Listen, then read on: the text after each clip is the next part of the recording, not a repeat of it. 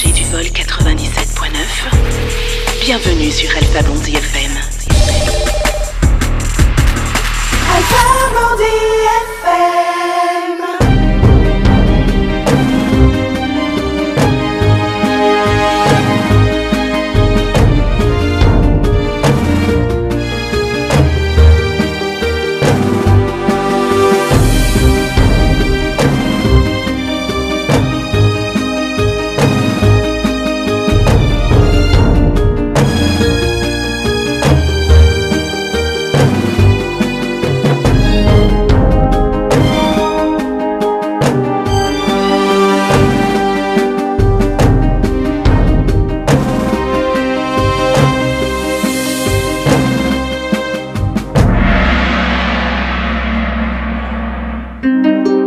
Bonsoir et bienvenue dans Secret de nuit, l'émission qui donne la parole à ceux qui en ont besoin. Je suis Alissa et je vous retrouve tous les mardis et jeudis de 23h à minuit sur la radio Alpha Blondie FM 97.9. Vous pouvez également revoir toutes nos vidéos sur la page YouTube Alpha Blondie FM. L'excision, aussi appelée mutilation sexuelle féminine ou mutilation génitale féminine, recouvre toutes les interventions, incluant l'ablation partielle ou totale des organes sexuels externes de la femme ou autres lésions des organes sexuels féminins. 200 millions de filles et de femmes dans le monde ont été victimes d'excision ou mutilées génitalement. Une pratique dont les causes très ancrées dans les traditions ont des conséquences désastreuses sur la vie des filles. La pression sociale, le tabou autour du sujet, le manque d'informations sur ses conséquences néfastes pour la santé, les amalgames avec la religion musulmane, les croyances et les superstitions très ancrées dans les communautés font de l'excision une des pratiques traditionnelles néfastes les plus difficiles à éradiquer dans le monde.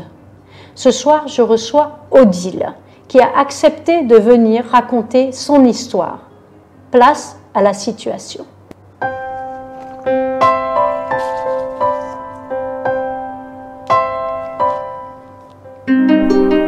Alors, j'ai à côté de moi une dame vaillante et courageuse qui aujourd'hui vient nous parler, comme je vous ai dit, de l'excision. Bonsoir Odile. Bonsoir Elisa.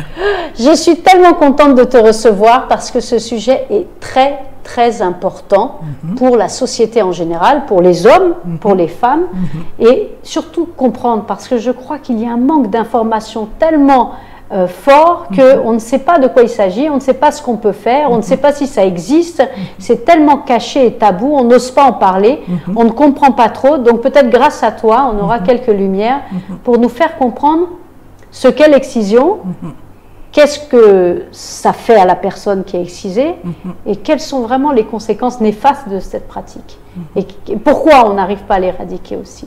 Tu peux nous raconter un peu ton histoire, mais depuis le début. Ok.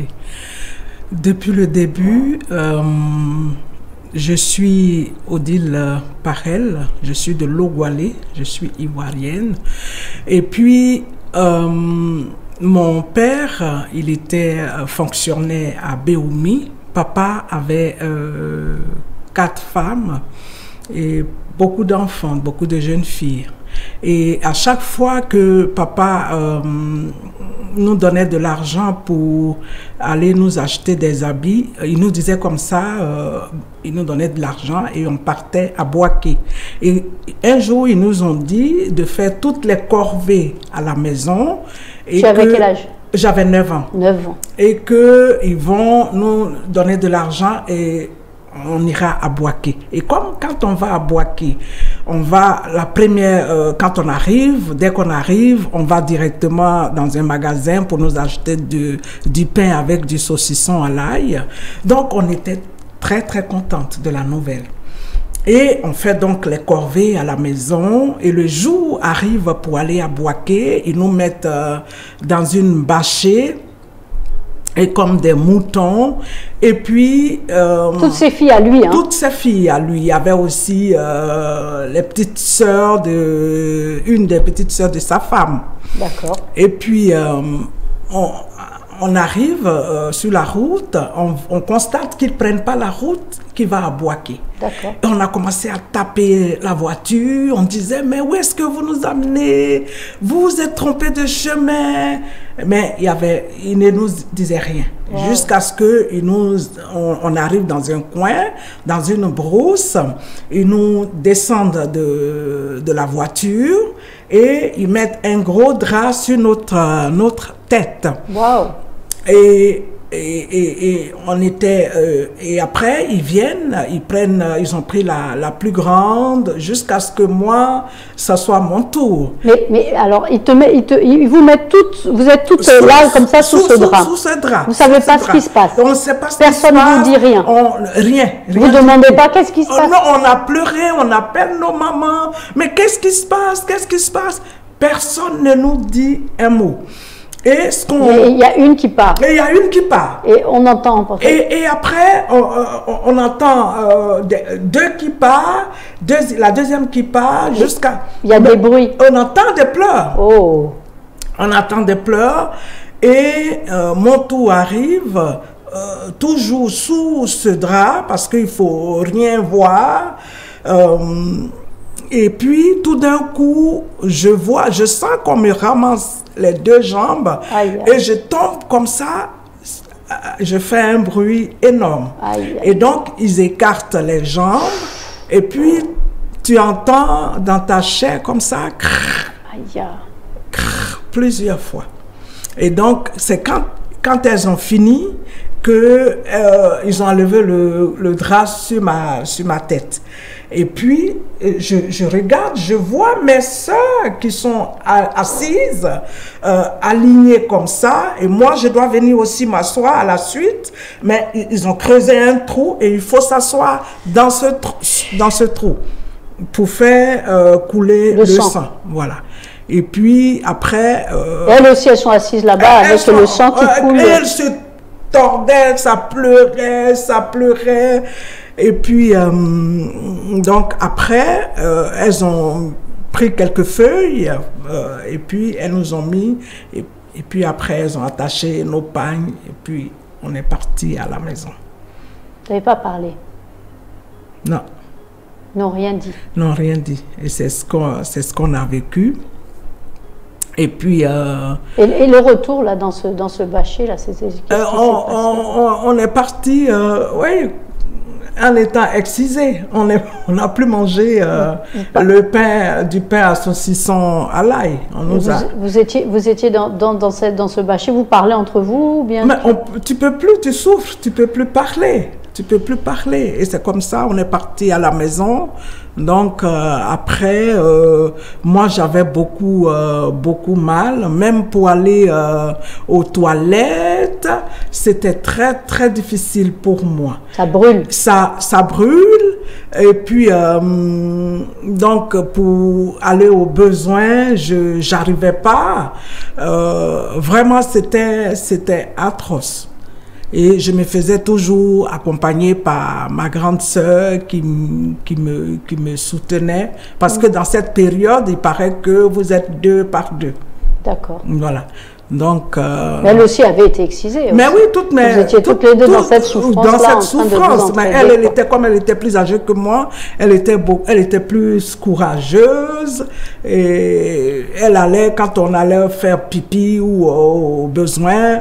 Voilà, elle arrivait, mais moi, c'était très, très difficile. Et à l'heure d'aujourd'hui, bon, ça fait des années maintenant, hein, à l'âge de 9 ans, c'est une petite fille, tu te souviens de cette douleur? Je me souviens jusqu'à aujourd'hui, je me souviens de cette douleur, de cette souffrance. Et cette douleur, elle ressemble à quoi?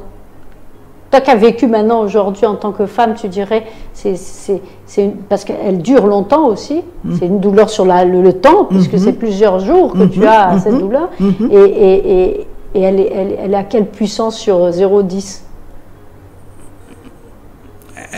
Elle a 10, je peux dire. Elle a 10, quoi.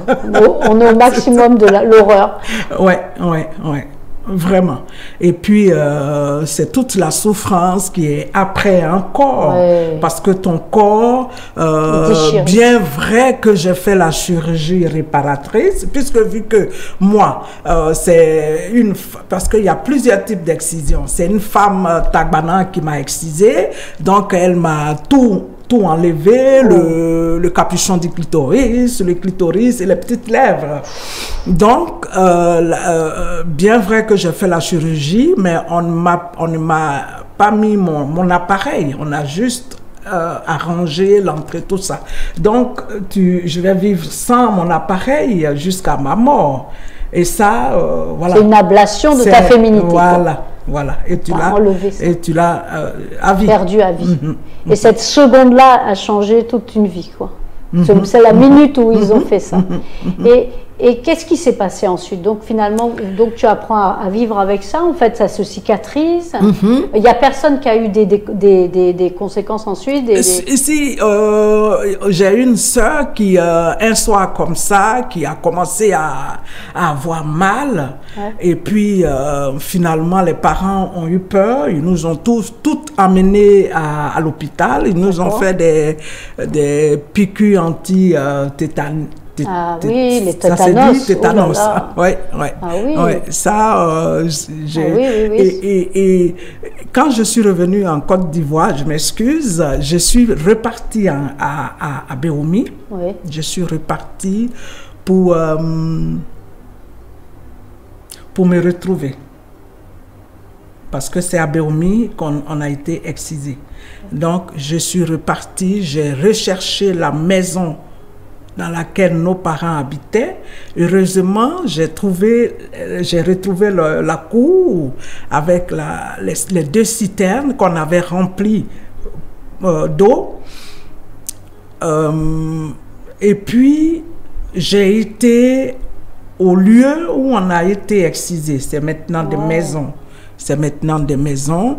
Mais je suis allée parler à la terre de Béoumi, où mon sang, où ma petite enfance est restée. Je suis allée lui ouvrir la porte à la petite Odile, et puis pour qu'elle puisse s'épanouir, pour qu'elle soit libérée et qu'elle puisse vivre. Alors ça c'est à ton retour. Tu sautes des grandes étapes, mais je vais sauter. Du coup, c'est vrai que on est là avec cette petite fille de 9 ans qui donc répare ses cicatrices, apprend à vivre avec cette nouvelle appareil et avec ses sœurs. Et donc du coup, qu'est-ce que tu penses? Il t'explique ce que c'est? Qu'est-ce qui s'est passé? Les parents, ils nous ont rien expliqué, rien. Ils nous ont rien expliqué. Non. Ils nous ont rien expliqué. Et à quel moment tu sais de quoi il s'agit? C'est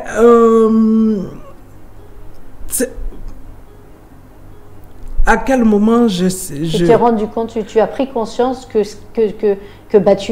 ils ont créé une différence en vrai. Mais bien sûr, c'est le moment où on a été excisé, parce que voilà, j'ai rien fait, j'ai rien demandé. Pourquoi est-ce que on me fait mal? Pourquoi je pleure? Pourquoi? Voilà, c'est en ce moment que je me suis rendu compte.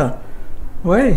Et est-ce que tu t'es comparé, parce qu'après tu vas à l'école, tu rencontres d'autres personnes? Mais oui, après, quand on est allé au collège, j'étais à l'internat à Guiglo, donc les filles, on se lavait ensemble, et puis je voyais qu'il y a quelque chose qui dépassait entre les jambes de mes copines.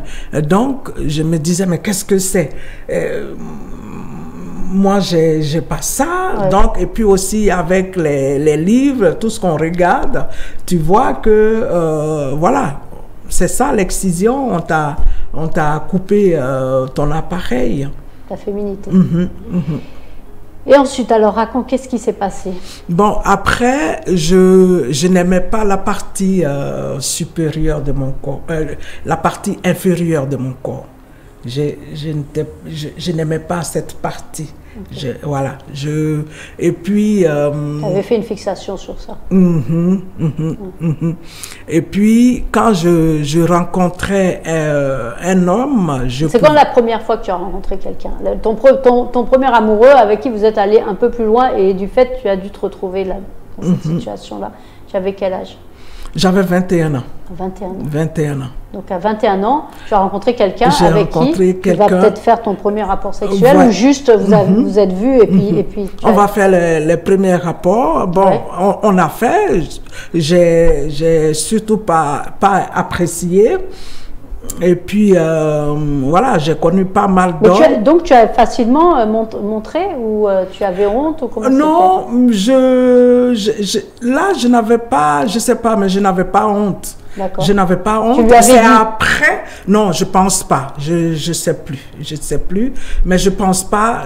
C'est surtout après. D'accord. C'est après quand j'ai commencé à fréquenter les hommes que j'ai commencé à voir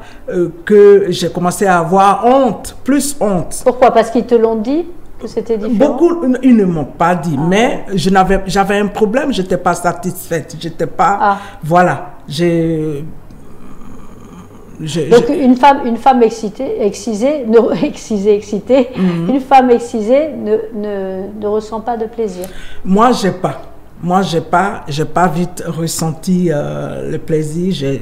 Voilà, avec toutes ces expériences, j'ai pas vite eu cette chance-là. Et est-ce qu'on ressent de la douleur? On ressent de la douleur des fois. On ressent de la douleur parce que chez moi, avec l'excision, entre le vagin et le clitoris. Non, et le capuchon. Et l'anus, il y a une peau qui pendait. D'accord. Et donc, suivant les positions, j'avais mal. Aïe. Voilà, suivant les positions, j'avais mal. D'accord. Et tu as vu quelqu'un, tu as vu un gynécologue depuis à partir de l'âge de 9 ans jusqu'à 21 ans? Non, c'est à 38, c'est quand j'ai créé même Loucha que à 38 ans, après mes 38 ans, quand je suis venue en Côte d'Ivoire, vu que je voyais que j'avais des problèmes avec les hommes, donc je suis allée voir, c'est ma belle-sœur même qui m'a conseillé, qui m'a dit, écoute, va voir un gynécologue. Il peut peut-être faire quelque chose. Mais avant tes 30 ans, tu avais eu un enfant? Oui, avant mes 38 ans, j'ai eu mes 2 enfants. Ah oui, donc tu as vu des gynécologues, tu as vu des gens qui oui, mais je ne suis pas allée les voir pour ce problème, pour m'aider. Oui. Voilà. Mais quand ils voient ça, alors parce qu'il faut expliquer quand même que, bon, alors toi tu n'habitais pas ici en Côte d'Ivoire, c'est ça? Oui, j'habitais en Suisse, où j'ai vécu 21 ans. Ok, donc en Suisse, c'est pas tous les jours qu'ils voient quand même une femme excisée. Donc quand tu arrives comme ça devant un docteur... Je vais vous raconter quelque chose. Bon, je ne suis pas fière, mais je vais le dire. J'étais enceinte et puis je voulais faire un avortement. Et donc, quand ils m'ont fait l'anesthésie, je n'étais pas encore endormie. Et j'ai entendu le médecin qui a dit « Waouh, elle a été excisée ». Et c'est la première fois. En ce moment, je n'étais pas encore bien endormie. Donc, j'ai entendu ça et ça m'a aussi choquée. Oui. Même, voilà. Donc, c'était la première fois que en Suisse, on me dise ça. Et peut-être ils pensaient que j'étais déjà endormie. Voilà. Mais parce que ça doit être quand même rare en général. Ici, peut-être que oui, bien sûr, en Côte d'Ivoire, mais là-bas, de rencontrer quelqu'un comme ça. Donc, moi, j'aurais pensé que justement, enceinte, ou même dès que tu vas voir un gynéco, il te dit « Ah, mais vous avez été excisée, comment ça se passe? Vous avez des souffrances ?» Parce que les femmes excisées ont encore des maladies sexuellement transmissibles, ont des fibromes, ont des problèmes. C'est terrible, l'excision. terrible. Terrible, les Beaucoup de conséquences. choses. Oui. Beaucoup de choses. On a aussi, comme on appelle, le manque de confiance en soi-même. Ah oui. Il y a pas mal de, de Des conséquences. femmes comme ça qui vont plus, on n'envoie plus les enfants à l'école, les petites filles, elles sont coupées de l'éducation, donc du coup, ça énormément, c'est terrible. Et comment, alors ce premier homme que tu as rencontré, donc à 21 ans, vous avez été jusqu'au bout. On a été, peut-être que lui aussi il n'a pas remarqué, mais bon, en ce moment, peut-être comme j'étais très jeune, j'ai pas, voilà. Et comme tu sais pas ce que c'est, tu te dis bon c'est comme ça, mais tu t'es pas dit il faut que j'ai plus de plaisir ou pas de plaisir pour l'instant. C'était le début. Et puis c'était le premier, donc pour moi je savais pas que ce que j'ai vécu, il y a des régions en Côte d'Ivoire qui connaissaient pas. Ah oui. Parce que ce monsieur il était Agni. D'accord. Il n'était pas de ma région. Ok. Voilà. Et donc, du coup, pour lui, c'est pas normal. On n'en a jamais parlé. On n'en a jamais parlé avec lui. Et après, chemin faisant, tu te retrouves à voyager, c'est ça, à partir. Tu partais en Suisse. En Suisse, en 95. D'accord, ok. Et comment tu pars en Suisse? Pourquoi? Parce que j'ai ma grande sœur qui était là-bas. Donc, c'est elle qui a demandé. Elle était quoi? Elle était mariée? Elle était mariée, elle travaillait là-bas. Et puis. Et elle est excisée aussi. On est toutes excisées, voilà. On est toutes excisées. Et donc, elle avait trouvé un mari en Suisse. Et donc, tu l'as rejoint. Je l'ai rejoint. Et vous parlez entre sœurs comme ça, de ça? Non. Ah bon? Pas vraiment. Ok. Donc, vous partagez pas avec, vos émotions? Non, on ne parle pas. Ouais. Donc tu ne sais pas si son mari a trouvé ça Non, je n'ai jamais parlé de ça avec elle. D'accord. Et du coup, quand tu arrives chez elle en Suisse, tu fais d'autres rencontres. Donc je rencontre celui qui a été le père de mes enfants. Oui. Donc lui aussi, il ne m'a jamais demandé... Qu'est-ce qui s'est passé? Pourquoi tu n'as pas de clitoris? D'accord. Voilà, il m'a jamais demandé, donc j'ai aussi pas... T'as pas parlé de ça? J'ai pas parlé de ça. Mais alors, c'est quoi le truc? C'est un tabou? Ils sont gênés? Ils s'en sont pas rendus compte? Qu'est-ce que non, c'est moi-même qui suis gênée. C'est moi qui suis gênée. Puis, tu n'as pas envie de parler de ça. Tu te caches. Tu te caches. Quand un homme te caresse et qu'il va vers entre tes jambes, tu te dis, mais il va rencontrer quelque chose. Ouais. Et puis, peut-être qu'il ne va pas aimer. Donc, c'est beaucoup de stress et puis d'émotions, quoi. Tu te dis, beaucoup de choses qu'on cache. C'est pas tous les jours que tu vas aller te montrer un nouvel homme, alors. Tu rencontres pas des gens comme ça, il faut dire, j'ai rencontré beaucoup d'hommes. Ah oui? Et voilà, c'était mon problème. En fait, tu n'as pas confiance, mais toi, tu avais besoin de diversifier ça. Non. Moi, au fond, je suis à la base chrétienne, mais je me dis, ce sont les hommes qui ne trouvaient pas aussi leur bonheur avec moi. Ok. Voilà. Parce que, bien vrai, je suis une femme jolie, gentille, mais si l'homme ne trouve pas son bonheur... Mais il te le dit, ça? Ils me disent pas, ils me disaient pas avant. Et donc, ça fait que finalement, je me suis dit, la dernière personne que je vais rencontrer, je vais pas avoir honte, je vais tout lui dire, tout lui montrer. Je suis fatiguée de me cacher, je suis fatiguée. Voilà. Et donc, un jour, je rencontre le dernier, qui s'appelle Nicolas. Et puis, on est à la maison, je lui demande, est-ce que tu sais ce que c'est que l'excision? Il me dit, oui, j'ai entendu parler, mais j'ai dit, ben, tu vas voir aujourd'hui. Et donc, je me suis couchée dans mon canapé, j'ai bien écarté mes jambes, et puis je lui ai dit, ben, tu viens regarder maintenant. Oh. Et donc, c'est comme ça pour que, enfin, voilà. J'ai dit, il fallait que tu...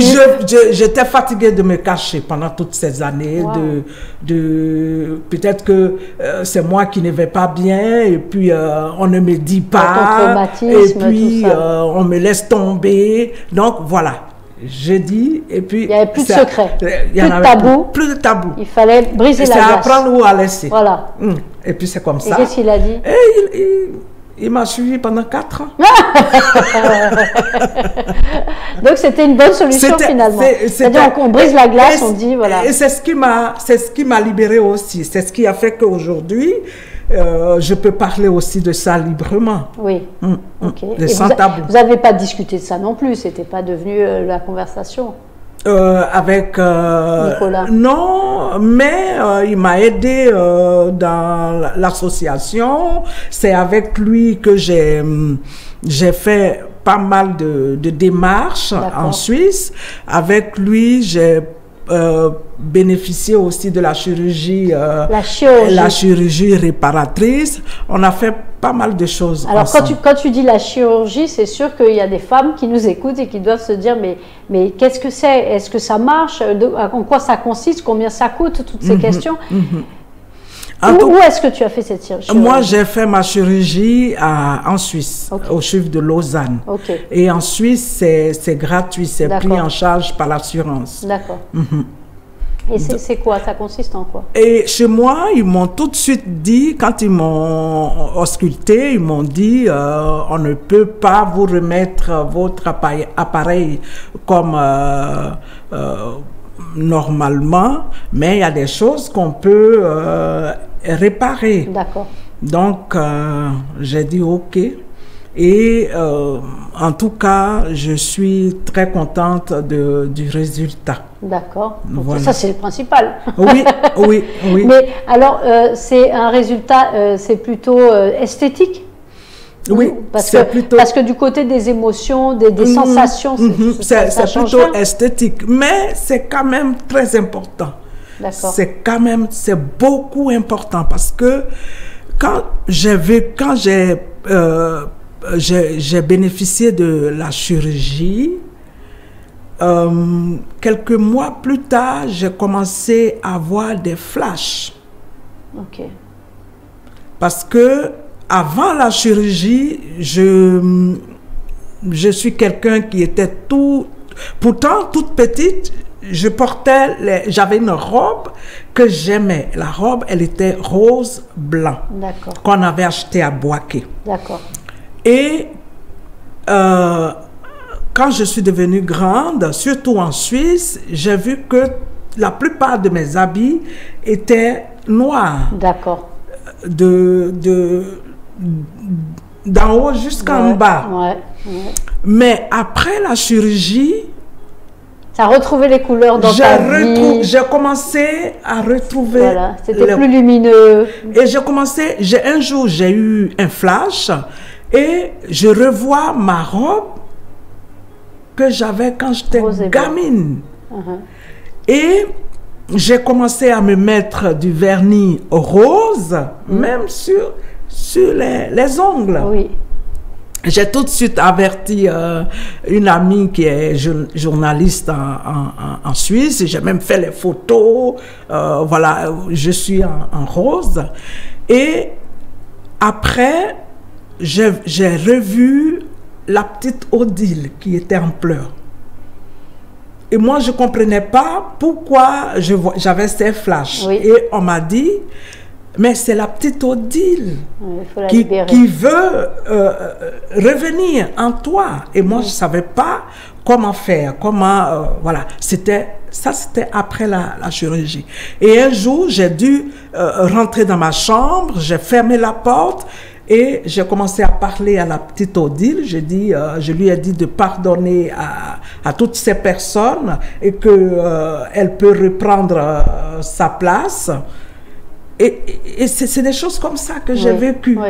Et c'est très important. Oui, parce que là où on nous coupe le clitoris, notre enfance reste là-bas. Ouais. Notre petite enfance reste coincée là-bas. C'est pour ça que j'ai fait, après la démarche d'aller à Béoumi, d'aller sur la terre où mon esprit, mon sang est resté là-bas, et j'ai dû faire cette démarche-là. Et ça, c'est très important. C'est libérateur. C'est libérateur. Il faut que ces femmes-là, elles puissent passer par là, elles vont découvrir des choses. Alors, comment toi tu t'imagines, pourquoi tu arrives à faire cette lutte? C'est peut-être parce que tu as pu sortir de cet environnement culturel de la Côte d'Ivoire pour pouvoir voir ailleurs qu'il y a des possibilités. La chirurgie, par exemple, est-ce qu'on l'a fait en Côte d'Ivoire?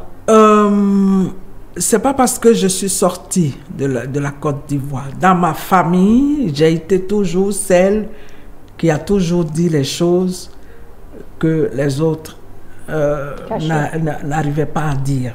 Déjà ça, à la base. Okay. Et puis le fait aussi de partir, ça m'a beaucoup réveille les consciences. Voilà, voilà. Et puis la question c'était. Mais c'est ça. Est-ce que tu penses que c'est parce que tu es sorti de la Côte d'Ivoire que tu t'es réveillé dans cette conscience et que tu aujourd'hui décides de lutter, parler de ça, ça m'a aidé, développer ça aide, le fait de partir aussi. Il n'y a pas de chirurgie ici en Côte d'Ivoire.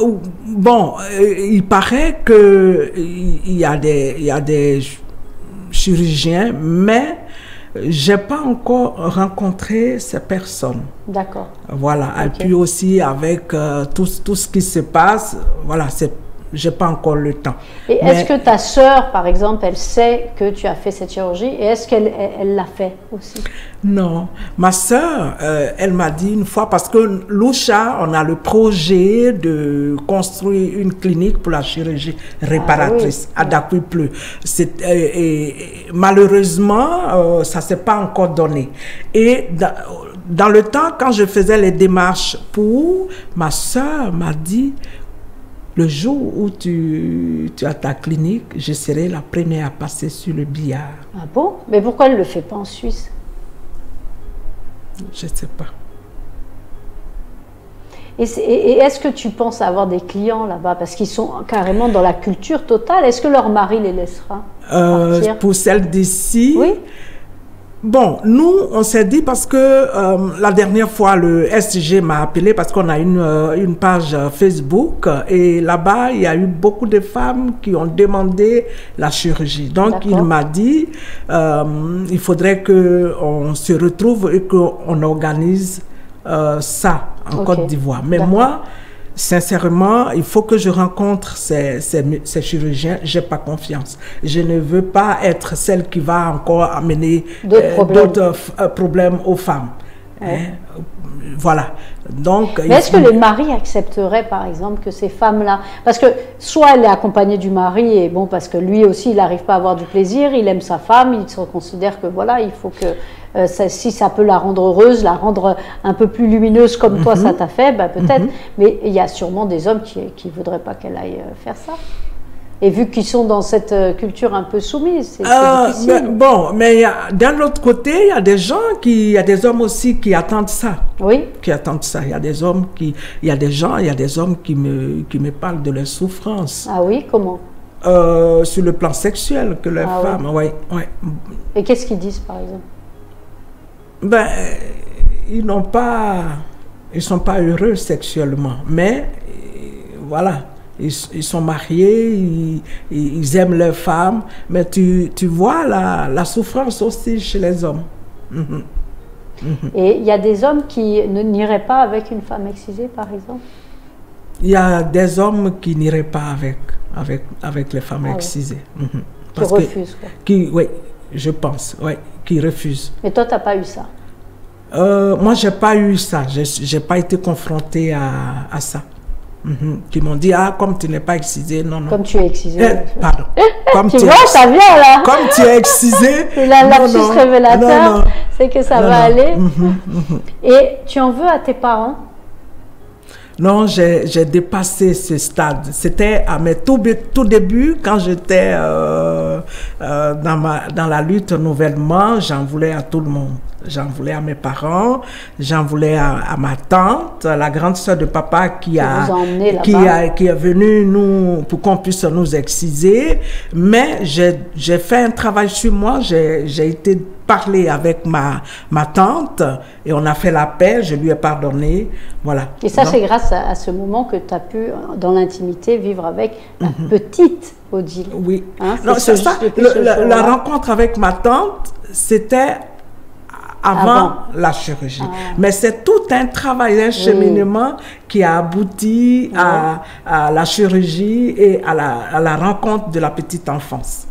Et ce monsieur, le Nicolas, donc du coup, vous n'êtes plus ensemble, c'est ça? Oui, on n'est plus ensemble. Okay. Et puis, voilà, ça fait 4 ans que je suis en Côte d'Ivoire. Et l'après-chirurgie, lui, il l'a vécu avec toi? Il a vécu avec moi, il a bien aimé, on a regardé les deux, il a dit « Ah, mais c'est beau !» Et puis, sexuellement, en tout cas, moi, j'étais épanouie. Du coup, c'est dans la tête beaucoup. Voilà, j'étais épanouie. J'ai commencé à aimer mon sexe parce que le V du sexe, je voyais pas. Mais après la chirurgie et puis l'entrée de mon vagin, ils ont bien arrangé. Voilà, voilà. Donc. Et est-ce que dans ta lutte, justement, lorsque tu vas dans les villages et tout ça, tu expliques aux femmes qu'est-ce que ça t'apporte? Est-ce que tu expliques à quoi ça ressemble maintenant? Est-ce qu'elles peuvent comprendre tout ça? Comment tu mets les mots là-dessus? J'essaie d'expliquer, mais en général, au village, ce que j'ai vécu ces temps, par exemple, j'ai demandé à une si elle voudrait bien faire la chirurgie réparatrice. Ah non, c'est bon comme ça. Non. On ne touche plus à ça. Et malgré tout ce que je disais, ah non, je veux faire la lutte, mais je veux plus. Parce qu'il faut dire que c'est pas seulement de l'esthétique, hein, c'est aussi la difficulté d'accoucher. Toi, tu n'as pas eu de difficulté justement avec l'accouchement? J'ai eu des difficultés. On m'a fait une épusion. Voilà. Okay. Donc, j'ai eu des difficultés. Il paraît qu'il y a même des femmes qui sont excisées et qui n'ont plus la possibilité même de faire entrer même un pénis. Parce que c'est fermé. Mais oui. Puisqu'il y a plusieurs types d'excision. Et tu as déjà rencontré des femmes comme ça qui... Non, j'ai pas rencontré des femmes comme ça, mais c'est surtout comme on dit, en Afrique de l'Est. Que ça, c'est beaucoup plus. Et les familles, c'est qui décide des filles qu'on va exciser? Est-ce que toi, aujourd'hui, tu n'as pas de fille, toi? Non. Et si tu avais une fille, tu l'aurais protégée? Bien sûr. J'ai ma petite fille qui est là. Comment on fait? Parce que des fois, la maman n'est même pas là. Peut-être que ta maman a décidé ça? Est-ce que c'est ton père? Est-ce que c'est ta tante, justement? C'est ma tante. C'est la grande sœur de papa qui a décidé. Est-ce que ta mère avait un mot? Ma mère, elle n'avait pas. Elle n'a pas eu de...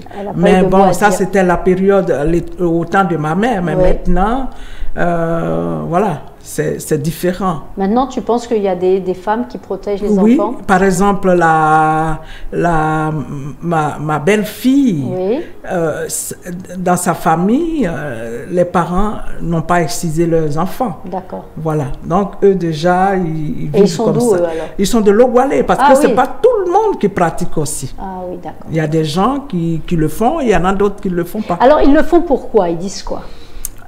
Ils disent que c'est pas normal parce que le clitoris de la femme, c'est un petit pénis. Donc, c'est pas normal qu'il y ait 2 pénis. Il faut un dominant et un dominé.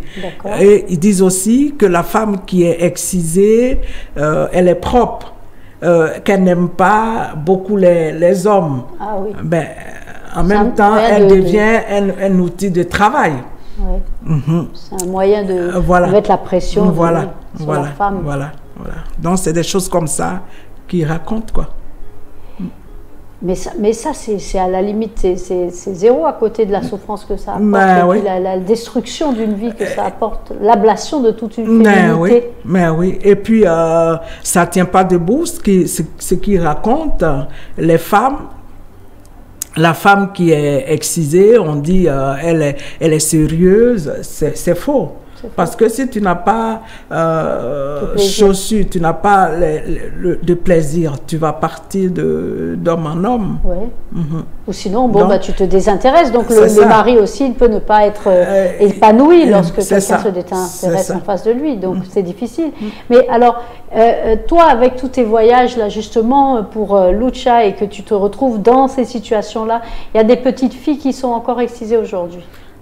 Oui, malheureusement. Il y a des petites Tu filles. es tombé dans des moments où ils allaient le faire. Oh, j'ai une histoire à raconter, mais ça, c'était pas une petite fille. C'était l'année passée.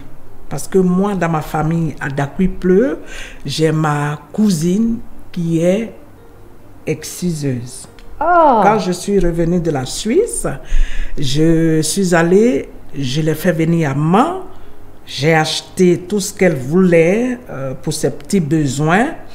Et puis, entre les quatre yeux, je lui ai dit, écoute, je t'ai fait venir à Mans pour te dire que je lutte contre l'excision. Je sais que tu es exciseuse, il faut arrêter l'excision. Elle m'a dit, ok, vraiment la démarche que tu as eue, elle est touchante. Et mon frère m'avait dit d'arrêter. Donc moi, à partir d'aujourd'hui, je vais arrêter. d'accord. Moi, elle m'a donné sa parole. J'ai eu confiance. Et depuis 2009, elle a continué. Continué. Et avant, je suis venue, je lui ai dit, écoute, j'apprends que tu continues d'exciser. C'est ça. Et elle a osé me dire, écoute, chacune de nous a son travail. Tu as le tien, tu le fais. Moi, je fais le mien. Puis je lui dis, non, le mien, il va te foutre en prison. Il faudrait que tu arrêtes cette pratique. J'ai même parlé au grand frère de mon papa, parce que c'est un chef de terre. Ils n'ont même pas écouté ce que j'ai dit. Et donc, l'année passée, je vais au village et je découvre qu'elle a excisé une jeune fille. Et comment ça s'est passé? On m'a dit, ah, ta cousine, il y a une jeune fille qui est excisée, qui est dans la chambre. Donc, je suis allée vers ma cousine et je suis rentrée dans la chambre où était la jeune fille. Et quand je suis rentrée, j'ai demandé pourquoi elle est là. Elle m'a dit excision. Vu que cette dernière ne me connaissait pas au village, parce qu'elle n'est pas du village. Oh là là. Voilà. Mais tous ceux qui étaient là, ils ont vu que ça allait péter. Donc, j'ai tout de suite appelé la gendarmerie. Et ils sont venus. Malheureusement, quand ils sont arrivés, on est allé dans la... Parce que j'étais chez moi, le temps de leur indiquer où ils devaient être, l'excisé a fui. Oh là là, mais on sait qui c'est. On sait qui c'est. Mais oui, mais elle est partie où? Dans quelle maison? Dans quelle des maisons? Mais on va la trouver, elle habite là, non? Mais je suis allée, j'ai couru, je suis allée... Non, je suis allée voir dans les maisons des gens. La gendarmerie, on a fouillé. Il n'y avait plus. Elle était déjà partie. C'est interdit en Côte d'Ivoire, l'excision. Mais oui, et la gendarmerie, ils nous ont embarqués. On est parti à Logwalé. Et puis, bon, comme il n'y avait pas de témoins, il n'y avait pas de preuves, elle a été libérée. Mais la petite, c'est pas une preuve? Non, la jeune fille, elle a fui. C'est l'excisée, l'excisée qui a fui. Mais l'exciseuse, elle était là.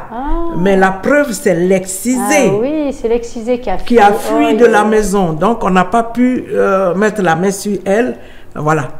Mais, elles sont parties. On est toutes parties à la gendarmerie. La gendarmerie a... Ils ont fait une sensibilisation aussi là-bas. Mais c'est interdit l'excision en Côte d'Ivoire. C'est quoi la loi, Audi? Ils disent quoi en Côte d'Ivoire? C'est quoi la loi? C'est interdiction totale. Mais oui. Mais oui, Et avec ils les le suivi poursuivent. emprisonnement. Et ils font leur travail. Et ils font le travail. C'est parce que la dernière fois, l'excisé avait fui. Ok. Si on avait chopé l'excisé, c'était une preuve. D'accord. La loi allait encore... Fonctionner. voilà. Ok. Mais vu qu'il n'y a Donc pas... c'est interdit. Et toi, tu le vois chaque jour que ça continue. Oui. Ça continue. Et en Côte d'Ivoire, la région qui est plus dans le rouge, c'est Biankouman, Sipilou. Et quand je suis partie, vu que je suis à Mans, la dernière fois, j'ai rencontré une dame qui est Toura. Elle m'a dit comme ça, dans son village, ils ont excisé 20 jeunes filles. Oh là là. Ouais. Bon, avec tout ce qui se passe, voilà. Mais alors comment ils font pour exciser? Parce que moi j'ai entendu des trucs, c'est terrible. Avec des morceaux de bouteilles. Oui, ça peut être avec la lame, avec des couteaux. Elles ont des couteaux, voilà, la lame. Et il n'y a pas d'anesthésie évidemment. Il y a des hémorragies parfois. Ben oui, bien oui. Il y a même des gens qui arrivent à mourir. Ils excisent à partir de quel âge? Avant, c'était à partir de 15 ans jusqu'à plus, quoi. Mais maintenant, ils prennent maintenant au berceau. Oh. Mais au berceau, c'est plutôt la communauté étrangère. D'accord. Les Maliens, D'accord. voilà. Ceux-là, ils prennent beaucoup plus au berceau. Au berceau, c'est-à-dire comme on Ça, aurait, 2 mois. on aurait fait la circoncision d'un petit Oui, garçon. 2 à 2 mois, 1 mois, Oh, quand ils disent c'est qu'on terrible. fait le baptême de l'enfant, Oui. quand c'est la fille en général, elle est excisée. Waouh. Et avant, ils attendaient la fête des générations, comme on dit, Voilà. c'est-à-dire à peu près à 14-15 ans. Et Voilà. maintenant, il y a des bébés. Et comment on va faire pour arrêter ça? Ben, Est-ce que le gouvernement donne des moyens pour lutter? Moi, en tout cas, pour le moment, on n'a pas de moyens. On n'a pas de moyens, mais il faut aussi écrire des projets. Il faut aussi répondre aussi à des projets. Donc, voilà. Est-ce qu'il y a des sections à la gendarmerie ou à la police? Est-ce qu'il y a le ministère de la Femme et de l'Enfant, elle dit quoi pour ça? Oui, il y a... Qu'est-ce qu'ils font? j'ai pas- Qu'est-ce qu'ils disent? Le ministère de la Femme et de Mais l'Enfant? ils font le travail, mais bon. Ouais. Il y a des Nous- patrouilles, il y a des gens qui vont voir. Ça Oui. se passe ici à Abidjan, par exemple, dans la ville? Ça, je ne sais pas. Je ne sais pas, mais c'est surtout à l'intérieur du pays. D'accord. Et c'est lié à quoi pour que ce soit à l'intérieur du pays? C'est lié à la culture, à C'est une lié religion? à la culture. C'est lié à la culture. La culture. La culture. Ok. Et est-ce que comment tu as créé Lucha? C'est-à-dire que tu as besoin de fonds. Comment tu fais? Ben, pour le moment, on se démerde. Voilà. Donc tu es parti là-bas au village maintenant. Toi, tu habites plus en Suisse. J'habite plus en Suisse, donc quand je suis, ça va faire 3 ans, bientôt 4 ans que je suis là. Quand je suis venue, je suis descendue à Logwalé, dans ma famille, chez mon père. Et j'ai eu pas mal de problèmes là-bas. J'ai eu pas mal de problèmes avec mon demi-frère. Voilà, ça n'allait pas. Ça n'allait pas. C'était très, très difficile. La cohabitation, c'était vraiment difficile. Et puis, à Dakwi-Pleu, où on a le projet de construire notre centre. C'était en 2013. Anne Ouloto, elle était venue pour la cérémonie de la pose de la première pierre. Et donc, quand je suis revenue en Côte d'Ivoire, au moment où je recrutais des femmes pour qu'on puisse aller sur le terrain pour commencer à monter les briques, commencer à construire. Oui, à faire notre champ d'abord, tout ça. Le jeune, c'est quelqu'un qui était le secrétaire de Lucha à Dakwi-Pleu. Il est allé il est allé, lui, utiliser cette parcelle. D'accord. Donc, j'ai eu un entretien avec lui. Je lui ai dit, mais tu ne dois pas être là-bas. C'est la place qui a été réservée pour Lucha. Les autorités sont venues. Il faudrait pas, il faut nous, pas investir les lieux voilà, comme ça, nous, on va commencer notre travail. Il m'a dit non. Ah bon? Et il n'a pas voulu. J'ai essayé de voir les chefs de village. Ils n'ont rien... Tu les déranges là-bas? Ils n'ont rien fait. Oui, tu les déranges. Oui, ils n'ont rien fait. J'ai été voir le sous-préfet. Le sous-préfet qui m'a ramené au village. J'ai rien pu faire. Donc tu sens que ils sont pas d'accord. Rien. Ils m'ont tout bloqué. J'ai rien. J'ai passé 2 ans à tourner en rond à Logwali. Et finalement, je suis allée à Ma. Et donc, ça va faire plus d'1 année que je suis à Ma. C'est à Ma, petit à petit, que les choses commencent à s'ouvrir un peu. Tu as trouvé des gens pour être actuellement, à ta cause aussi, s'associer à ta cause? Oui, ils disent, surtout les autorités, ils disent, oui, ils sont pas contre, ils sont contre l'excision, mais personne, quand je vais demander de l'aide, personne ne réagit. Donc, aujourd'hui, on a un local qui est le siège de Lucha. Et depuis que je suis à Ma, le ministère de la Solidarité, vers la fin de l'année, a offert un don en vivre et non-vivre à Lucha. D'accord. Donc, c'était une grande première pour nous, un soulagement. Ils reconnaissent votre combat un peu. Voilà. C'est ça? Voilà. Et ça a requinqué l'équipe. Oui, mais c'est difficile de mobiliser des gens. Et les gens ont une qui puissent s'exprimer et dire qu'ils ont une réticence pour l'excision. C'est très difficile. Les gens, ils préfèrent avancer masqués parce que c'est un combat qui est complètement difficile. C'est normal que tu arrives là et tu déranges tout. Je dérange. Et puis, il y a une personnalité qui me disait la dernière fois, tu es très intelligente. C'est pour ça que tu trouves personne pour t'aider. Tu es en avance sur nous. Oui. Bon. Okay. Et ça, c'est... On avance en même temps, c'est interdit. Hein. Donc c'est parce qu'il veut... C'est comme ces histoires, c'est toujours les mêmes secrets de Polichinelle. Quand il s'agit des femmes, c'est vraiment toujours les mêmes histoires. Ici à Secret de Nuit, je reçois des femmes tout le temps. Et c'est toujours la même chose. C'est-à-dire que tant que ça touche les femmes, avortement, excision, tant que c'est les femmes, ça n'avancera pas. On dirait que les femmes, c'est la moindre des priorités. C'est ça. Et lorsque ça touche un homme, si c'est les hommes qui devaient accoucher, si c'était les hommes qu'on devait exciser comme ça et vivre une vie sans plaisir, avec toutes les séquelles que ça apporte, c'est pas que du matériel, c'est pas seulement la beauté, c'est tous ces problèmes-là. Eh bien là, on l'aurait réglé. Et comme il s'agit de problèmes de femmes, et on dit souvent, c'est pas les femmes qui sont fragiles, ce sont leurs droits. Et c'est vraiment les droits des femmes qui est touché là. Et si c'est interdit, c'est interdit. Donc tous ces gens qui pratiquent devraient être justement en prison, et toutes ces petites filles devraient être protégées. Il s'agit des droits de l'homme, des droits de son corps. Toute une vie est gâchée alors. Et puis, je raconte mon histoire qui nous aide à avancer. Quand on a reçu le don du ministère de la Solidarité, on a pensé aux personnes âgées du village d'Ampleux. Et donc, on a recensé, on a recruté des personnes et qu'on a invitées à Ma, qui sont venues, et on leur a distribué ce qu'on a reçu du ministère.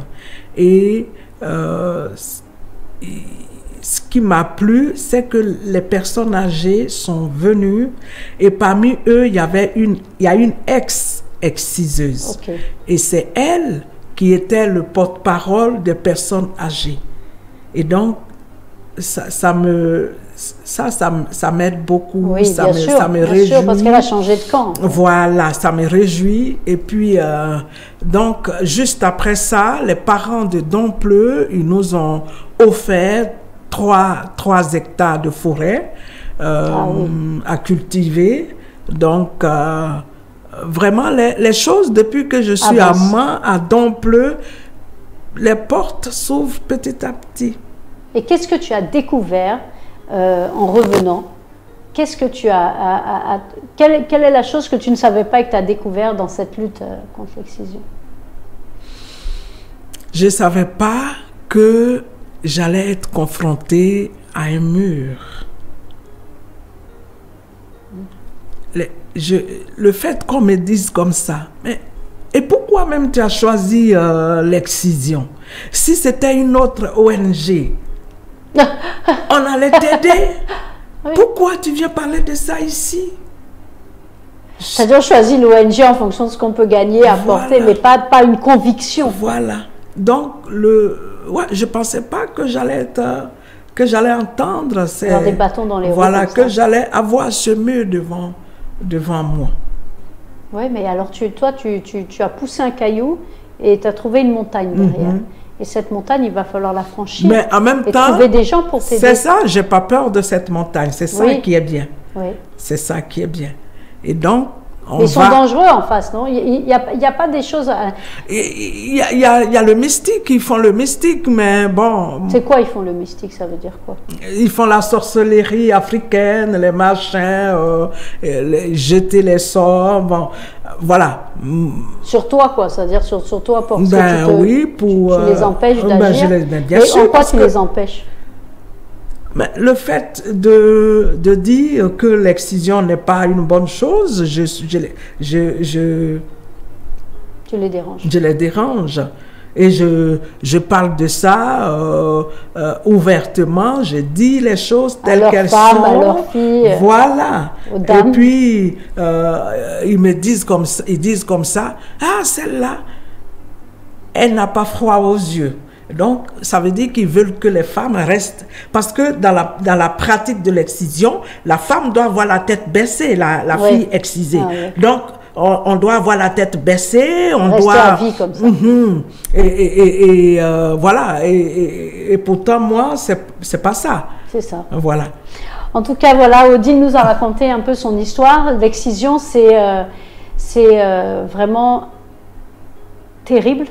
On peut dire que là, on te voit rayonnante, on te voit avenante, on te voit positive parce que tu es en pleine lutte, tu es dans un combat qui est important et que tu sais que tu agis pour les bonnes causes, que tu vas libérer certaines femmes, que tu vas empêcher certaines pratiques de se faire sur les jeunes. Et je pense qu'il faut du monde derrière toi. Je pense qu'il faut prendre la cause. Ces vieilles dames, les dames qui sont excisées, qui ont fait toute cette vie, je pense qu'elles peuvent t'aider aujourd'hui. Elles sont libérées de leur mari, de la culture, et elles ont vu, elles ont de l'expérience, je pense qu'elles peuvent aider à cette cause-là. En tout cas, on me fait signe derrière la régie, on arrive à la fin de cette émission.